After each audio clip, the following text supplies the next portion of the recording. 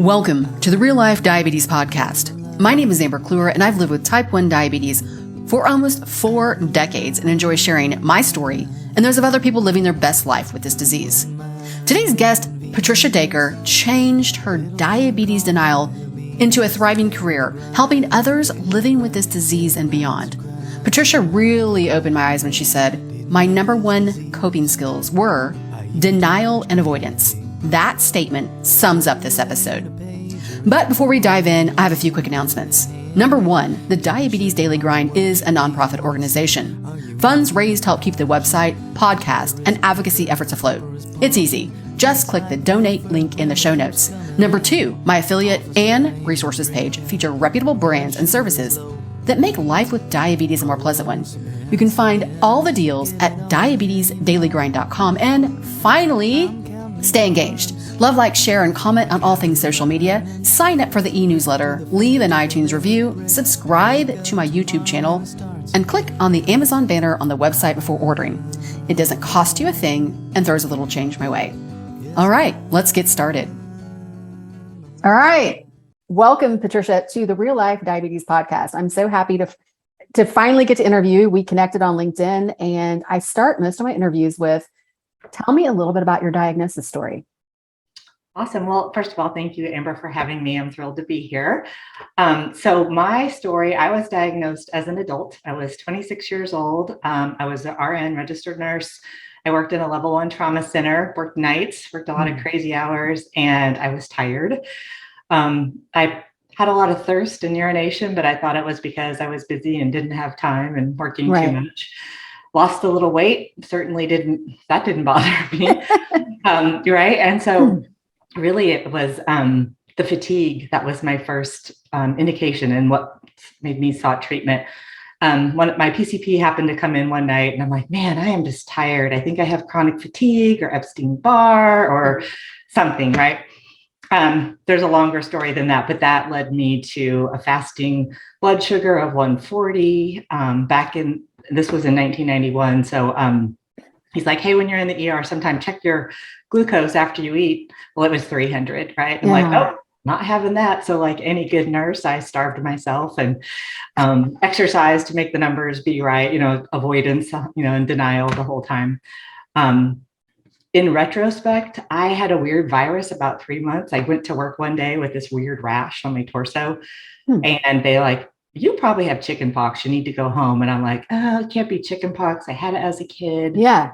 I've been around 1 million patients with it. And so anyway, they're like, whatever it is, you're probably contagious, go home. And I did. And I felt crappy for a day or two and it went away. So it never proliferated into any chicken pox or anything. But that's the only thing. And so they think maybe it was a Coxsackie virus I got from a patient. And I don't know, but that's what if I have to tell the story, that's what I think triggered my immune response. Okay. And so you have no family history. This is crazy. So I'm one of 7. I have about 40 cousins. My daughter's the 19th grandchild. We have 27 great grandchildren, like big family. And there's not a type 1 or type 2 in the bunch anywhere. Wow. So, and that's so fascinating to me. It's terrible, but because now we are recognizing through science, it's not just, with so many conspiracy theories there and stress, viruses, and the combination, of course, can do that. So if you don't mind me asking, how old were you? I was 26. And stress was a key player. So I was, again, level 1 trauma center, working nights, not sleeping. I had just bought my first home. I had a new boyfriend. I was, on the weekends, we're all going out, just a lot of stuff, right? Like not healthy lifestyle. And even when I saw my PCP, he's like, okay, go get some sleep, eat a square meal, not the cafeteria, not the vending machine. And that was how it started. But yeah, I was definitely stressed. I'm sure my body was like, had enough and one little virus and, it shut down, attacked itself. I mean, look at it. Well, and one of the things too, in reading some stuff about you so you're a nurse, you're used to taking care of other people. Now you're like, okay, wow, I've got to do this for myself. And there was maybe a sense of denial. Oh, yes. Talk about that. Like, what did that look like? Yeah. So I didn't want to be one of them. So I was, imagine me at triage, people coming in. And so my background before I was in the ER, I was in medical ICU and then on the floor for like a year. So I saw diabetes all day, every day, all the time. I saw people I treated people in DKA, people with amputations, heart attacks, stroke, all of it. It was not me. And I did not want to be them. Right. So I was on this side. And so it's an irony. One of my best friends was a nurse I worked with, and she was type 1. And she would be like, oh, when she'd tell me the stories, I'm like, yeah, can't hear it. Not that, right? So, and, I'm a recovering perfectionist. And every time I checked my blood sugar and it wasn't perfect because I was a nurse, I knew better. I should know. I knew the pathophysiology. I knew all the stuff. It was really hard to see it happen and not be able to explain it or fix it. Right. So being on that other side of like, and then I think of patients that would come in, and again, this is kind of the clinical training of if you do A, B, C, and D, your blood sugar will be fine. Therefore, right? If your blood sugar is not fine, you must have not done A, B, C, or D, right? There's that, especially, 30 years ago in healthcare, shame and non-compliance, like you did something wrong. And you were trained almost in that aspect. Like they need to do this. You need to tell them all the bad things. You need to help people understand, and then they will change. But when it happened to me, I couldn't, even though I did my best, I couldn't make the numbers always be what I wanted, which was really, I wanted off. I mean, that's the point where about 3 years in, I was done. I can't keep playing this game. I can't win. I didn't ask for it, didn't want it, don't want to be here, Well, and we're going to get into some of the tools that you used and some of the soul searching that you did, because I think that's very important. And I say from my own experience, just being judged by a number since the age of 8. Oh my gosh, yeah. I mean, it is really tough because you're either good or bad. Now, my parents never made me feel that way. But I knew when I got my A1C back, if it wasn't good, I was killing myself. I mean, it was a death sentence. I knew that right off the bat. And I am happy to hear, and sad at the same time to hear you say, we need to shift that, because the medical community is doing the best that they can with the information that's been given to them. Right. So compassion, wouldn't you say, is probably one of the most important things that they need to learn? It is. If we want to go there really quickly, compassion is the key. It is the key to all of this. Couple stories I could tell you. One was my own journey to compassion. Yeah. So I am deathly afraid of snakes. I hate snakes. I don't like snakes. They creep me out. And basically diabetes was like my doctor, the healthcare system's like, here's a snake. Take care of it, feed it this way, do this, put it this way. Here's your rules. You'll be fine. Come see me in a month, right? I'm like, I don't want this thing. And literally I went to counseling. And during that time, I'm just now learning it was compassion, but in my head back then, I changed my story. And so instead of diabetes being a snake that I hated and would jump out of nowhere and bite me and hurt me and could kill me, diabetes became this child of myself, this inner part that I love. And I love her, and I take care of her, and I do the right things for her. And that's always been how I could, my nursey part, my mom part maybe came on, but that was, I'm learning now as compassion, but that's how I made it okay. And that's how I started living without hating a part of my life, because hating a part of your life is a huge burden. It's horrible. It colors everything. And so I found a lot of healing in changing that narrative. And again, all these years later, it's compassion, right? I helped myself.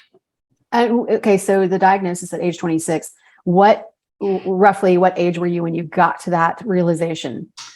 Well, probably 3 years later. So, I was a good ER nurse. I was tough. I got this. I can handle it. I bottled my emotions. I acted like I was fine. I laughed it off. I tried perfection. I tried ignoring it. I mean, I did all the things. Yeah. And like I said, I remember getting to this place, like I went off. I didn't even know what the words were. And through a series of connections, a friend's like, hey, I'm seeing this person. You should go talk to her. I'm like, it's diabetes. Like, why would I need to talk to a therapist? Right. And the best thing I ever did. So I learned it wasn't diabetes. That was my problem. It was how I coped. Yeah. And my coping number one skill was denial and avoidance. right? Like, not happening. And so as I kind of dove in deeper, I actually realized there was grief going on. Like, grief, like nobody talked about that. Yeah. And it was because I also had some unresolved grief. My dad died when I was 13. And so some of that bubbled up during the time, but there were so many parallels, right? So grief, the first one is denial, not me, this isn't happening, right? And then it's that anger, why me, who did this? I'm getting a second opinion, whose fault is it? That sort of thing. And there's bargaining where you start trying it on. Well, I'll eat that, but not that. I'll do this, but not that, right? And then there's this depression where you're like, oh my goodness, it's not going away. It's here. This is me. This is what I got now. And when I was able to see that, I found this acceptance and this peace of not wanting my life to be different, of learning that I still had value, purpose, meaning, and diabetes, right? And so it was grief, like it was so glaringly obvious. And you look at how much depression and diabetes are linked together. Absolutely. And how much of that is people who are just stuck in unresolved grief. I think if someone dies, right, such compassion, we're very tolerant of outbursts of tears. We offer them food, we comfort them, right? We pull them in. You get diabetes and it's like, what's your blood sugar? What are you doing? What happened? Can you eat that? Like there's this sort of attack. And so I think it's hard to grieve. You don't have that compassion often. And you'll probably get, different people get it different ways, but I don't think it's anything the medical community tells you might happen, right? It's not an expectation. There's very little, it's always diet, exercise, medicine, the classics, which we need. We need all that. And it's an and we need to understand that this is a huge emotional burden. It's hard. It's hard stuff. Well, that's so well said. Like, and I mean, I've been through therapy in and out my whole life.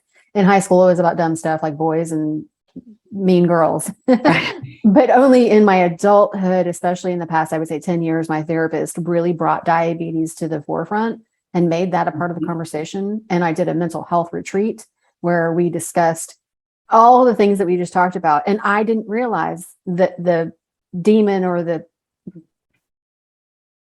hatred in the room was because of diabetes, because I never addressed it as a part of my life. I just did what was told of me. I did what I was asking. Anywho, and through that realization, it's been the most life-changing thing I've ever been through in my life. And so that's why I really like your story, is because you're addressing it as an adult. As a child, that's a totally different ballgame. But you thankfully had the mindset, the tools, the drive, and whatnot to take it to the next level. So one of the things that I loved about, and you've already touched on it, the fact that you're a recovering perfectionist. I get it. And a type A personality, because it's like, you put everything in a row and you expect X outcome.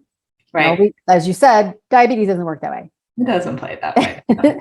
So how did you flip the switch from that mentality? Was it through therapy, or what other tools did you use? Well, and just I had to realize here's I don't know exactly when it happened, but one of the things that I believe in now is we, as a nurse, we explain things very linearly. Sure. Diet, exercise, medicine equals glucose. Very 1, 2, 3. Yeah. And the truth is, it's a system. It's a system that's always evolving and adapting. It's not 3 factors, it's 45 factors that are hormonal, environmental, all these different things. And so perfectionism was not helping me. And so I guess, I don't know exactly how it came, but I came up with this idea of persistence. So, and I tie it to baseball, right? It's like an RB, or your batting average. So I get up to bat every day, 100% of the time. Some days I swing better than others. Some days I don't swing and I hit a home run, and it just happens. And other days I try my best and I'm fouling out. Yeah. But I persistently play the game, and that's a game I can win. I can keep showing up every day and playing. I can't hit a home run every day. And so I've given myself that grace and it makes it easier to keep doing it because I don't fail so much. I think it was in the failing that I got tired of always failing, right? Nobody likes to fail. Right. And and again, healthcare is so, you don't see it, but then when you do, you can't turn it off. So in electronic medical records, which I have background in that as well, you start with a problem list. A patient is a list of problems. That's what you are to, not the people in medical in healthcare, but just the system. You're a list of problems. Problems have to be dealt with. And it's just not humanistic, right? So treating yourself like a problem, there's no perfection in that, right? And so finding this way to just stay motivated to keep trying because I benefit. And it was very selfish and self-full to do it for me and not for because the doctor said so. And again, you go in, you see the doctor, and their job is to find your problems, and they'll look at your glucose logs, and they always find the bad ones, and then they want to know what happened. Well, they're trying to solve a puzzle, right? Like, I don't know, it was 3 weeks ago on Thursday at 2:00. I don't remember, but I corrected it. Right. And so this idea that when you go to a doctor, if he's not helping you with a problem, he feels not valued. Right. That's his goal, to fix your problems. And so you become something to be fixed. And to show progress. Yes. In your diabetes management, or at least stability if you're in a good space. Yeah. And often the solution is feeling good in here first, so you can keep doing the work because it's hard. So you can stay engaged. So you can keep getting up to bat and swinging again, right? I think that's again, very well said. And I just think about the Chickasaw Nation, which is a tribal community here in Oklahoma. I've worked with them a little bit. Yeah. They're incredible. And I remember touring the facility, and I'm saying this because of what you were just mentioning, is when somebody's diagnosed with diabetes, period, you get to see like 7 different specialists in your first visit. So they address mental health, podiatry, dentistry, everything you can think of, so that you get maybe just a little bit of information to help you get to your next appointment or whatever that looks like. And then the resources in between.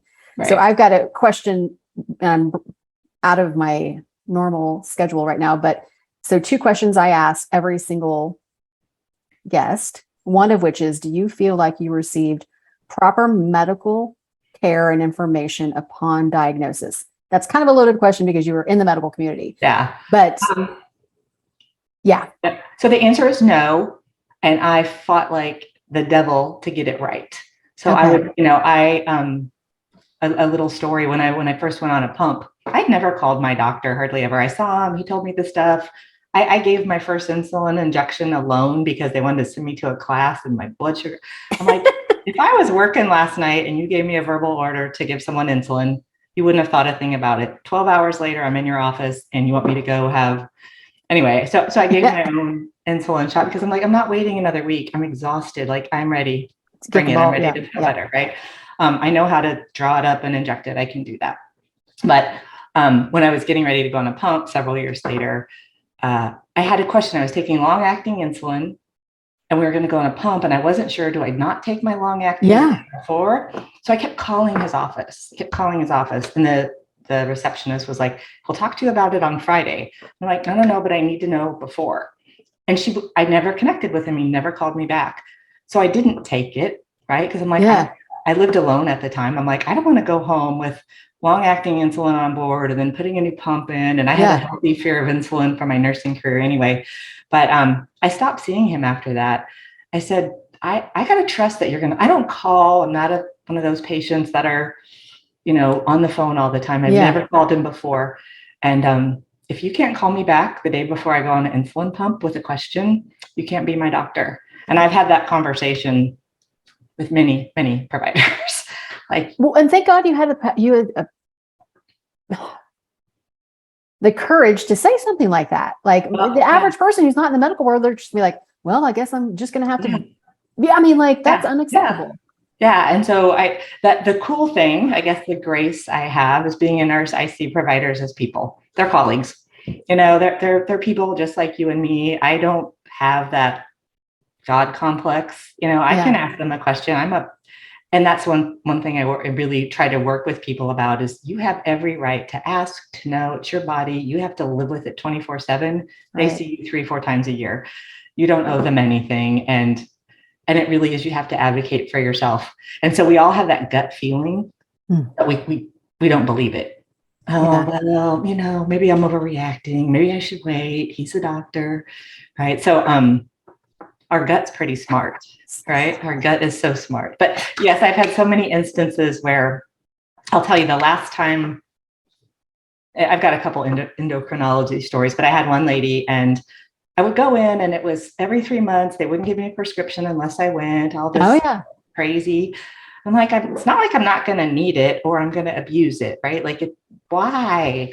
Right. Well, anyways, I could talk on that all day long. But the nurse practitioner I saw, I was between insurance because I was changing jobs. And so I had to pay cash for that visit, $135.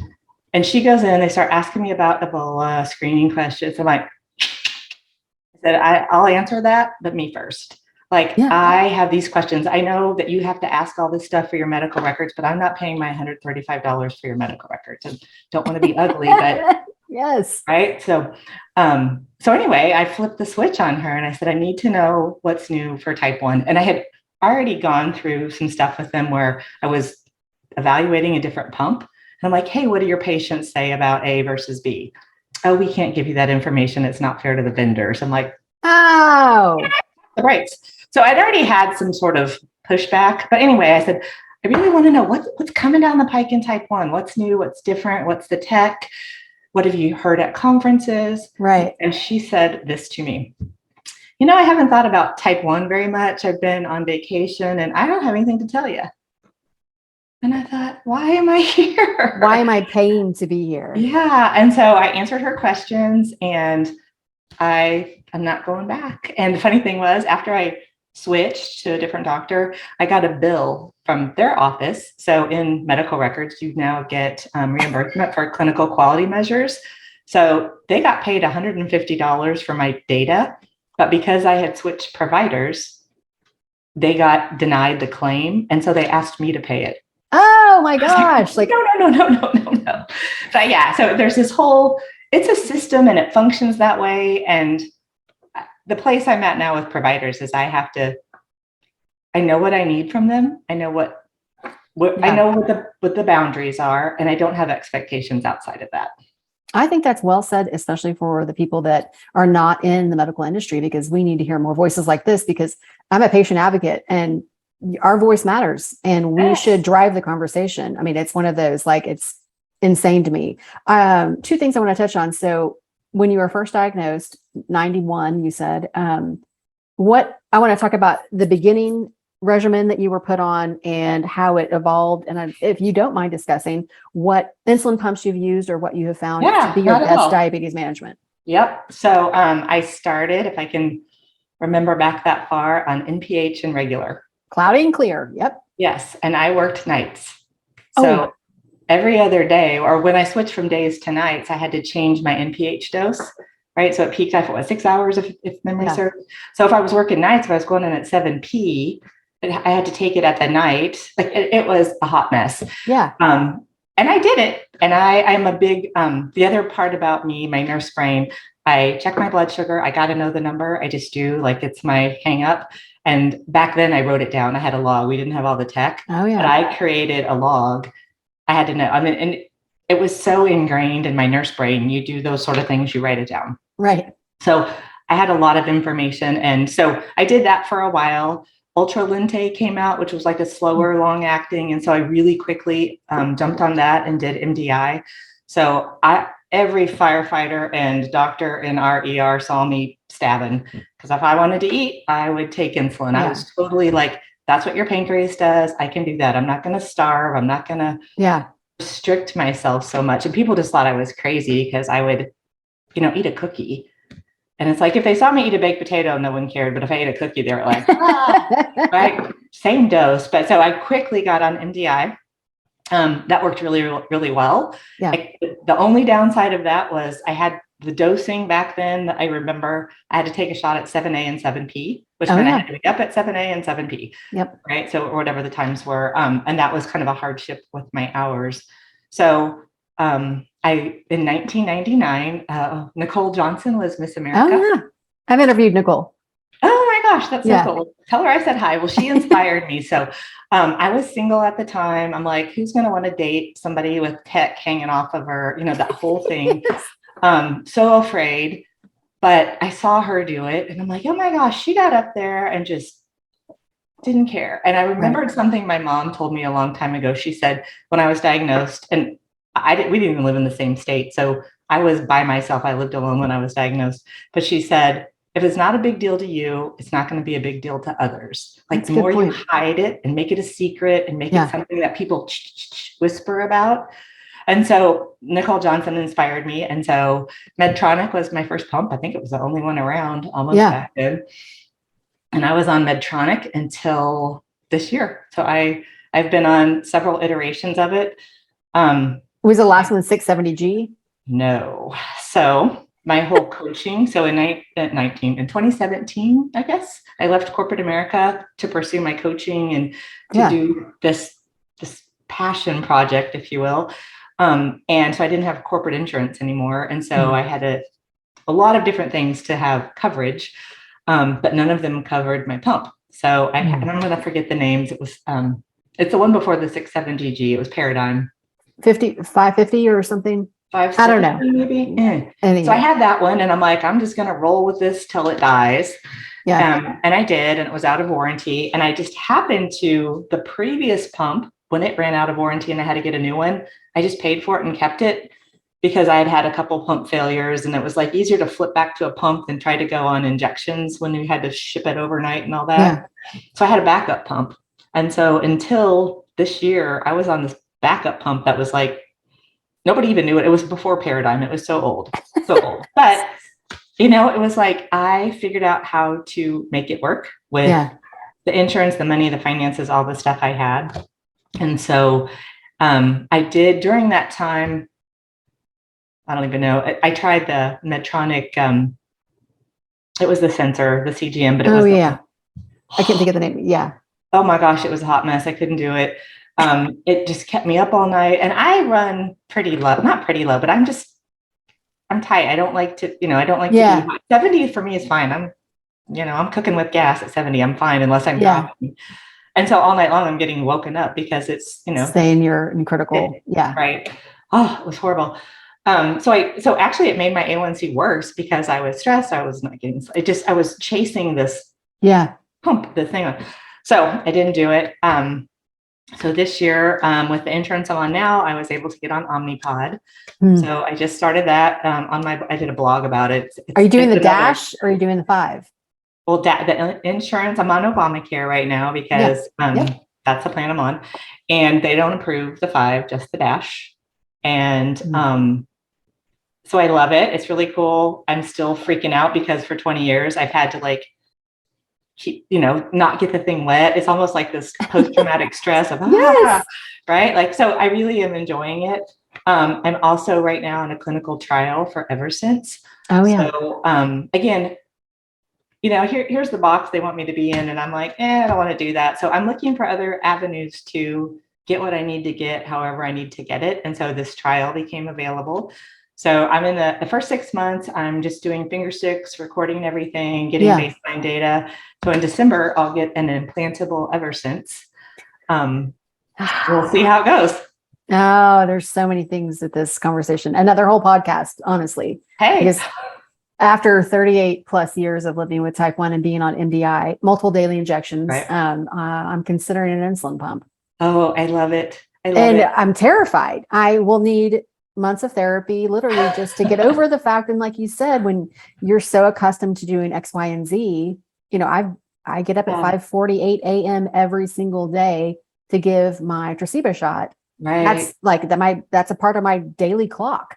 Yep. And not having to do that, I just don't know what I'm going to do with myself. Oh, hey. I mean, it's Well, so you got to embrace change, right? So change is okay if you can baby step, right? So when we make change, you got to find what you're willing to do. What are you willing to do today?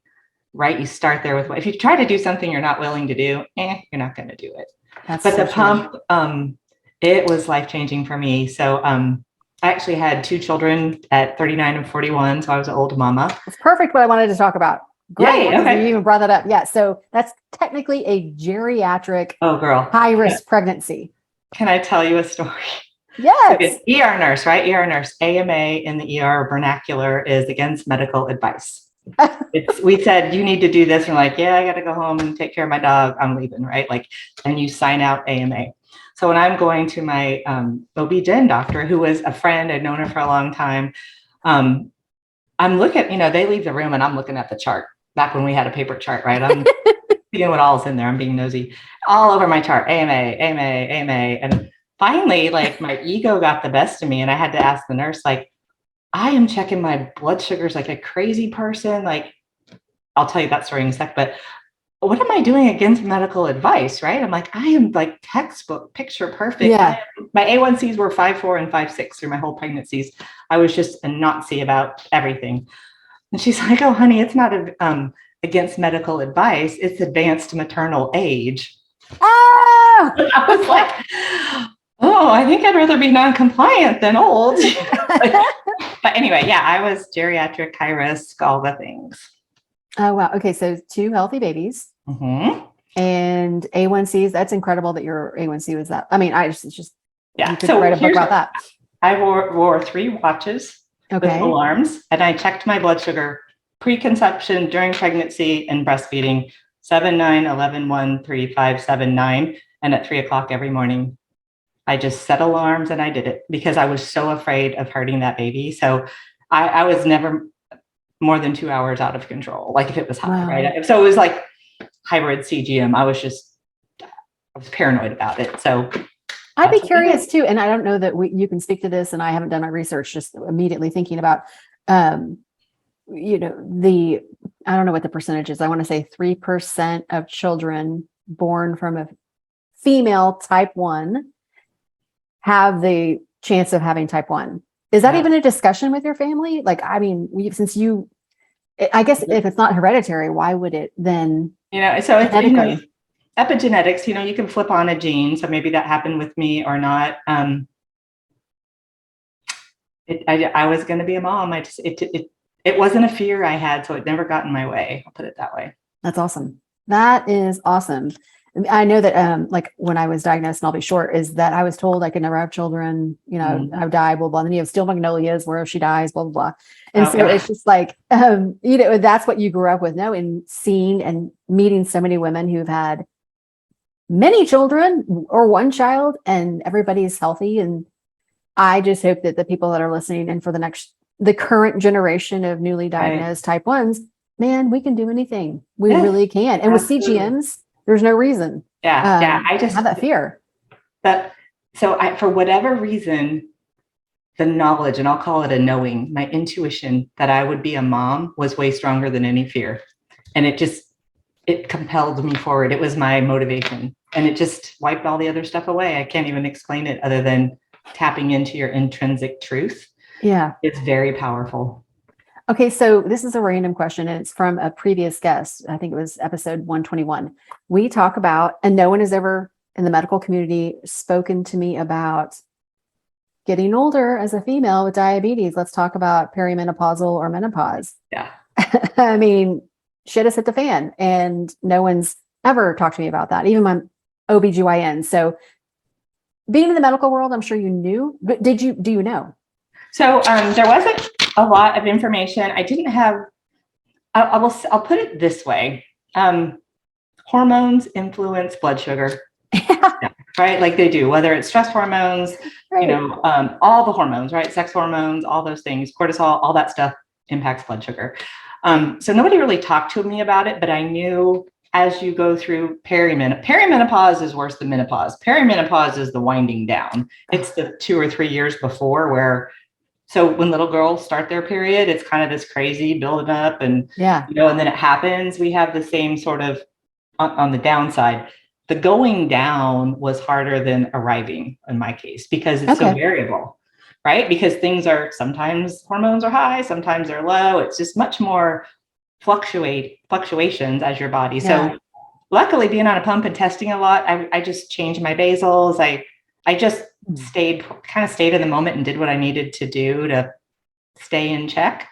And I also I also this is my personal choice. I take hormones because I am postmenopausal. But I remember in nursing school, one of the first things they said was incidence of cardiac disease goes up in women after menopause, and that estrogen has a protective factor. So there's a ton of research, again, a whole nother blog, but my own personal choice as I looked through the risks, my risk for cardiac disease with diabetes is pretty high. So I'm gonna, and I don't take a ton, like it's protective. I take a protective dose to kind of keep things even. I get it.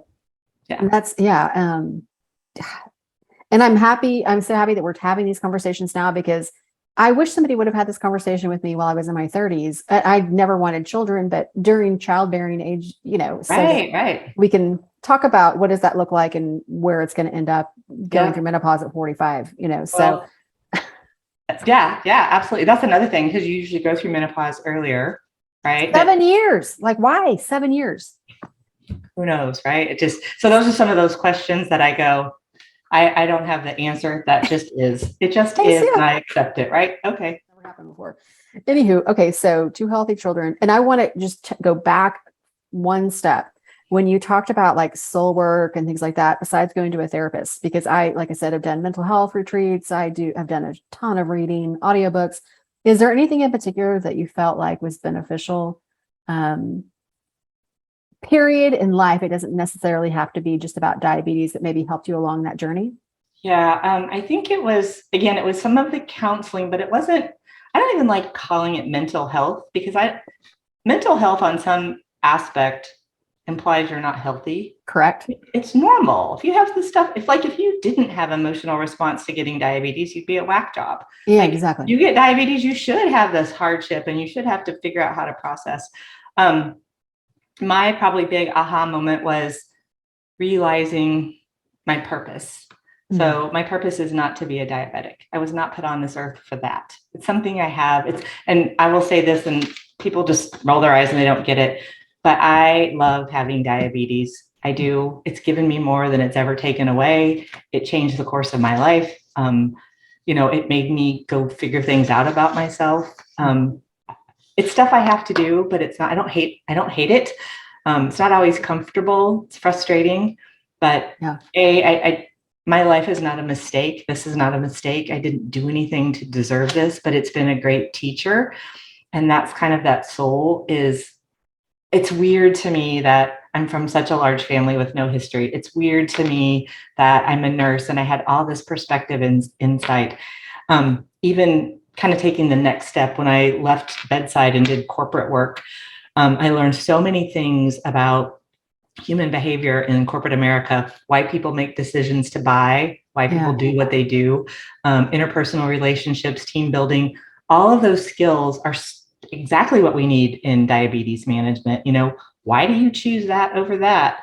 Right. Same as a purchase decision. How do you get along with other people? Team dynamics. How do you get along with family members, friends, coworkers, all these different skills. And it all started coalescing, right? It started coming together. And it's like, this isn't a mistake. I just can tell you that. And so getting in touch with your purpose, I really feel I was called to bring this message to the world, which is kind of weird. But I can't put it down. I'll just put it that way. I thought, I need to go do something else. I need to get a real job, whatever, because coaching right now is still fringy. Holistic care. So talk briefly about holistic care. So a nurse coach, nursing, all the nursing stuff. So you have to be an RN, you have to have a bachelor's degree, and you go specialized training. And so it's about body, mind, spirit. So body, got it down. The medical community, we're a bunch of parts that stick together. We fix the parts, we treat the stuff. That's pretty there. Mind, understanding emotions and that sort of stuff. But the spirit side of us that's there, it's the witness to everything we do. It's been there since the day you were born. Most of the cells that are you now weren't around then.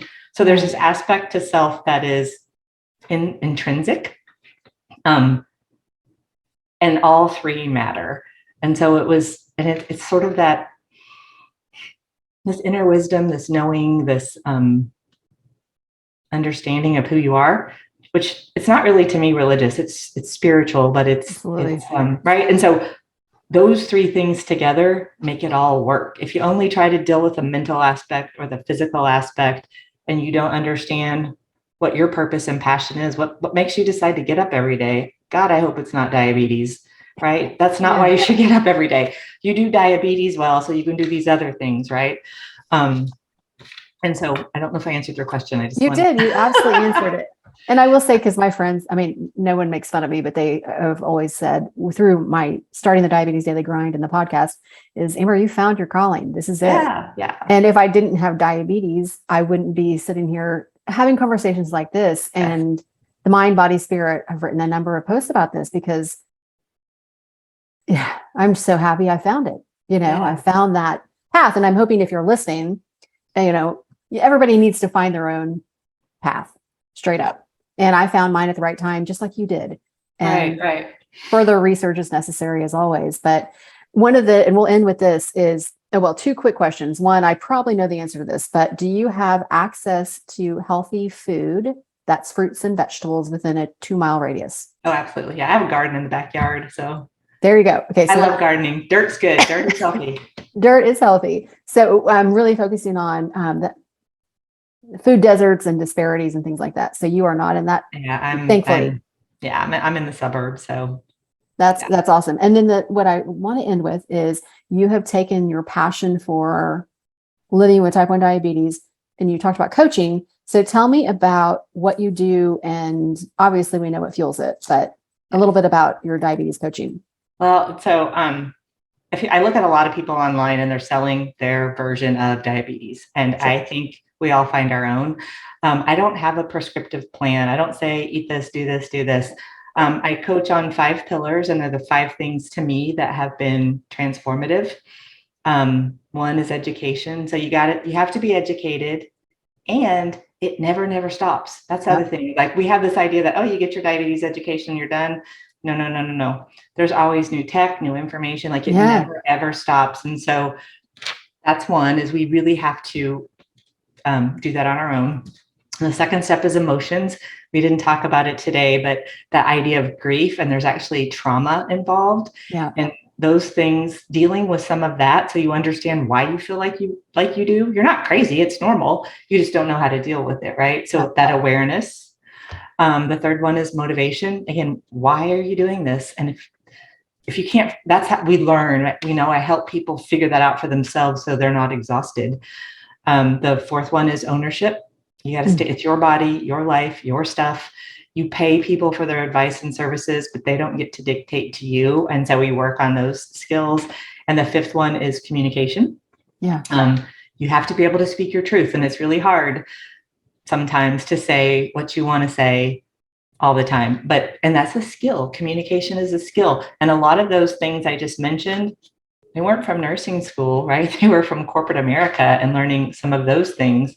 And then woven through all that is this, again, sort of idea of you're a whole person, right? You are whole and you're complete and you're worthy and you're able and you're good. And you happen to have diabetes. And how do we find peace and safety? Because if you're always anxious, right? That, I guess I'll end on this note. And this is not a popular sentiment in the diabetes community. I hate the thing of fighting against diabetes, because fight or flight engages our sympathetic nervous system, which puts you on the defensive. It makes you not able to connect, to learn. It's scary. Like the thought of fighting for anything for the rest of my life just sounds horrible. Peace and ease and acceptance and willingness to learn, comfort, compassion. I'd rather have that so people can really stay engaged, have the energy and resources to do what they need to do. And again, it's biologically supported. It's the parasympathetic side of your nervous system. So anyway, I could go off on that all day, but well, it's all wrapped up. I have online services. I have an online course you can take. You just enroll and you can self-pace, or you can work with me directly. So all of the links to what we just were talking about will be in the show notes. So please be sure to check them out. Yeah. And Patricia, I just want to say thank you for all that you're doing for the diabetes community and being honest, real, and raw about your life and helping other people figure out what's going to be best for them. So I look forward to staying in touch and maybe some future projects together. I am all about it. I'd love to. Thank you. And thanks to everybody out there, all my diet buddies out there listening. I love you much, and you are good and worth it. Wow. Patricia's comment about hating a part of your life is a huge burden should really resonate with the diabetes community. I hope you think about that statement and know there are resources available to help. Before I wrap up, I have a few quick reminders. Number one, don't forget to visit my resources and affiliate page for killer discounts. If you'd like to join this list of reputable brands, just hit us up at Penelope@diabetesdailygrind.com for details. Number two, I know you're listening, and thank you. So be kind and throw a little change my way. Funds raised help keep the website, podcast, and advocacy efforts afloat. All you have to do is click on the donate link in the show notes. And finally, I'm here for my diet peeps and the medical community. So feel free to contact me on any social media platform or directly at amber@diabetesdailygrind.com. Your continued support and love help keep the episodes coming. Cheers to the highs and lows, everyone. Yes, I'm alive. One minor inconvenience, a little thing called diabetes. It's the daily grind and the daily grind, and it grinds and grinds and grinds and grinds. You got to watch what you're eating.